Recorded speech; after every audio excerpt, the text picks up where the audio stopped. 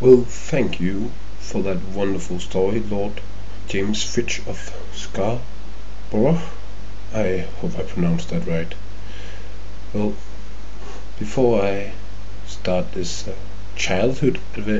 tale of this childhood adventure of mine, I would like to propose a toast to all of you who have told us of your great adventures and entertained us with these marvelous deeds. To you, and another one to Baron Munchausen. Meat. What a lovely brew. Well, so the tale of how I found a small golden squirrel in the pumpkin of fate. Well, it starts back, like I said, it starts back in my childhood. You see, I have this brother, God bless him. Well, he liked to do business with, but the way he likes to do his business often makes the other part rather unhappy. So one day, these some dwarves come to our house and tells us that that my brother has tricked them out of their silvery songbird.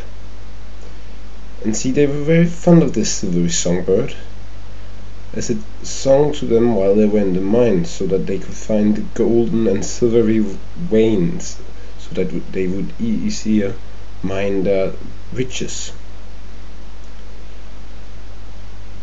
Well, I thought that we could make a swift deal of this, and so I brought out a barrel of meat, and we sat down and had a drink. And as it turns out, my brother didn't think he had tricked them, so he wanted to keep the bird, and they wanted to take his hand and, well, mark our lineage as thieves. See, that's where it tricked for me.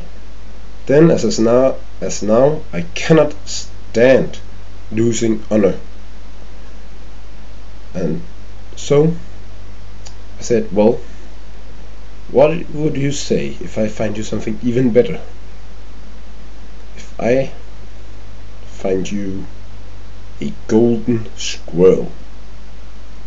You see, golden squirrels, they love precious stones. They dig for precious stones, especially diamonds. They're very fond of diamonds.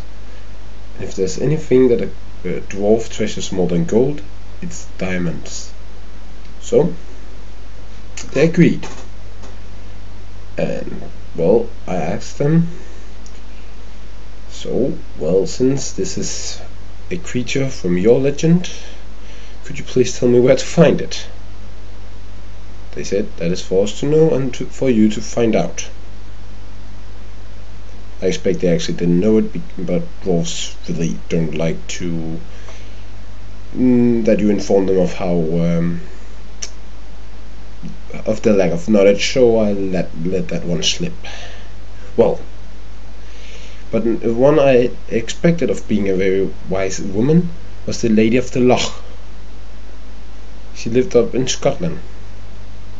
So I took my longboat, a present from my father, may the gods bless him, and sailed to Scotland, walked through the highlands, and found this Lady of the Loch. Well, just as I was about to enter, just as I was at the door and was about to knock, she opened the door. Well, having heard many wondrous tales of her, I expected her of being able to foresee the future, so I said, well, since you saw me coming, do you also know what I want to ask you? She said, no, I just happened to see you through the window. Very well, that was a election in not taking, not, how you say, not the obvious. Always think that, always take the obvious solution. Anyways, I was just a child and had yet much to learn, which you will soon get to know. So so I asked her, do you know where this golden squirrel is? She said, yes, I do, but it has a price for you if you want to know it. You must find me some herbs, some sea herbs, or rather water herbs, that grows on the bottom of the loch. Unfortunately, they are guarded by a giant sea monster. Well, being the unwise boy I was, I said, no problem, and since I was going to fight a big monster, I jumped right down in the loch wearing my armor. If any of you ever tried swimming in armor, you know how bad an idea it is. So I sank right down to the bottom of the loch, where a big sea dragon was waiting for me. It opened its mouth and well, gulped me right into its mouth. So I was stuck there in this cave lined with teeps taller than myself. That was not, and that's not a very good situation to find yourself in. So, but having studied my mystical knowledge, I knew that dragons are especially ticklish underneath their tongue. So I started scratching it. But you see, they are not very sensitive creatures.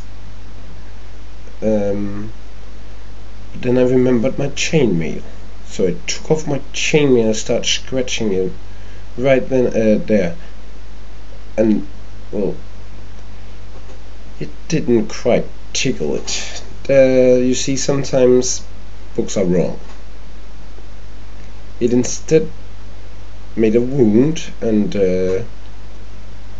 underneath it I discovered a rather large diamond had got stuck in its flesh. So I pulled it out, and just as I pulled that diamond out of its tongue, it spit me out, and because that was right when we arrived in its underwater cave. It said to me, "Thank you. I have ached for so long. My mouth has been sore for so long. Now you helped out of the problem." I said, "Well, that was a pleasure." He said, and then she said, because it was she, Nessie, we later on became well, good friends by sharing a barrel of mead. And it was actually at that occurrence that she said, "Thank God, now I can drink mead, drink this wonderful honey wine of the gods." A toast to them. Instead of that awful herb tea I needed to take as a painkiller. Oh, so that was why she guarded the herbs. Well, now she had no use for the herbs, so she let me take them, and I took them back to the Lady of the Loch. So she told me that I were to find the small golden squirrel in the pumpkin of fate. So I asked her, where's the pumpkin of fate? And she said to me, that is for me to know and for you to find out. Well, see, this time I didn't doubt that she knew it. But whatever I tried, I even tried splitting a barrel of meat with her, but didn't help. First time I ever tried it, and haven't tried it since. So who knows anything about fate? I said to myself. Well, some good friends of my mother might. See, while my mother got that while she braided the North Fjords, she happened to make good friend with the ladies that spin fate. So I asked my mom to invite them over for some meat. Well, she wasn't really fond of it, and I later came to understand why. But, well, enough of that. You will hear of that later. Actually, you will hear about that now, because they came and, well, you see, the convincing for them to tell me where this pumpkin of fate was, well, let's just say they got a thing for little boys, and leave it at that. I did what I had to do to restore the honor of my lineage. Right? Onto that. They said that I were to find it in their garden. So I unfortunately had to go back with them, since there is no way to enter into their world without following along with them. That trip is a tale best forgotten. Like I said, I did what I have had to do.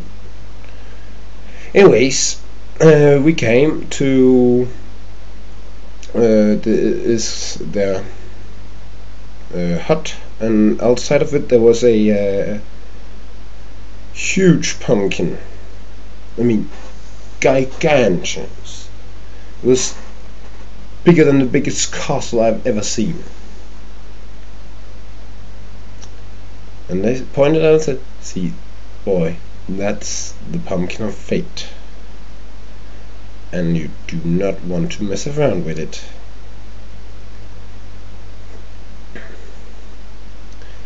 Well, I asked them, since the squirrel lives inside, how am I going to get in the pumpkin of fate? They said, that is for us to know and for you not to find out. You see, if you enter this pumpkin of fate, they said, for every minute spent in there, you'll have to spend a decade with us.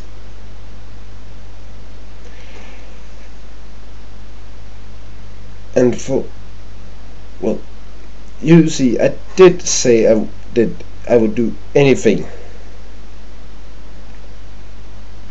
to restore my lineage. So I started out softly saying, so will you get me in there for that deal? And they said yes.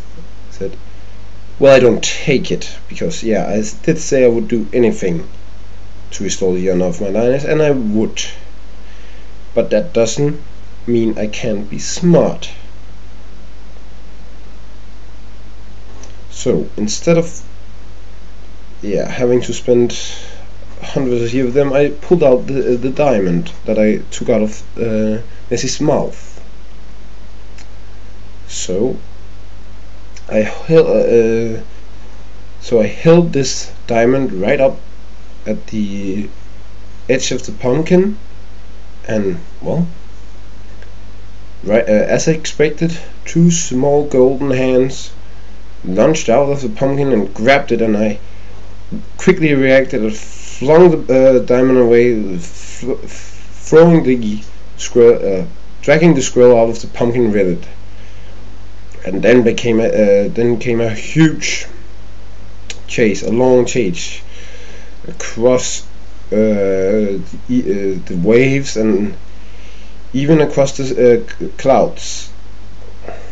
We dug in and dived out of the clouds. It was a rather strange experience. I can tell you so much as clouds actually taste purple, but again, that's for another tale that I actually will tell you. Well, enough has been said. For me, for this time, I caught the squirrel, got it back, drank a lot of meat to forget my trip back and forth, gave the squirrels to the dwarves, and they were happy, and I can with honor in my heart said that there has been no disgrace, no dishonor to my lineage so far. It has always been restored and renewed and built on. Well, a toast to honor.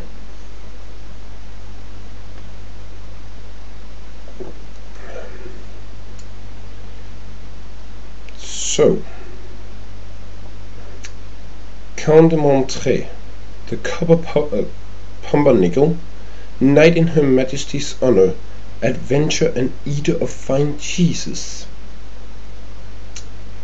Now, I've heard it's a very fine title you got yourself there, and I would actually like to hear the tale of how you got part of the title.